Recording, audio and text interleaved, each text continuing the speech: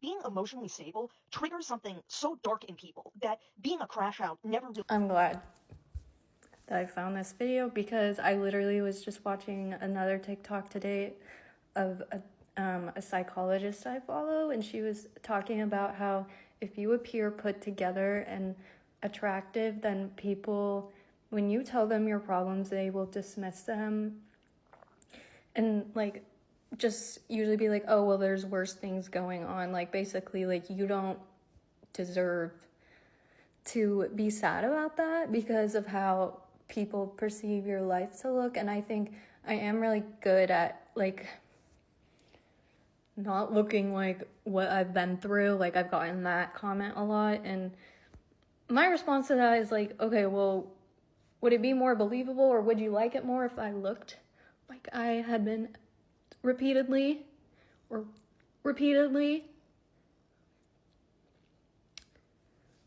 Or would it look better if I looked like I had PTSD? Yeah, and I feel like as the past year too, I've run into a lot of situations where I've realized that when I go to people with my problems, they tend to make it about immediately, like making it about my character and that I'm doing something wrong instead of just like comforting me and being there emotionally. Because I've realized I've had a lot of people in my life where they liked the way I made them feel a lot, but I don't actually think that they loved me or maybe even liked me.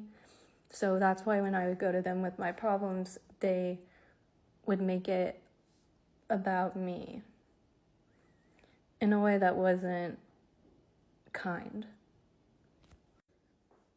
But yeah, because I've learned from this year when people like how you make them feel more than they actually like or love you as a person, then when you come with a problem to them, they're not gonna like the way that makes them feel.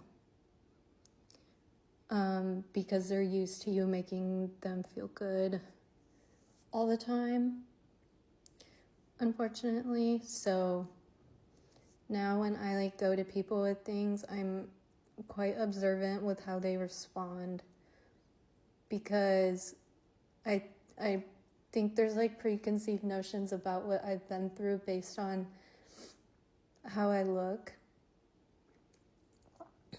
And I'm not saying like there were parts of my childhood that were easy, and I had privilege. I will say that, like where I grew up, definitely I had privilege, but the parts of my childhood that were hell, I don't look like I've been through that, I think, because I don't need to wear that on my sleeve, because people don't need to know that information about me either, unless I feel that I have enough rapport, trust, and goodwill and faith with them that they're gonna respond. Because when you do go to someone with your problems, you are kind of putting yourself in a space to be rejected, unfortunately. And now I try to position myself as much to not put myself in positions like that. Especially because I have RSD, so like any type of rejection like affects like my whole like body and nervous system.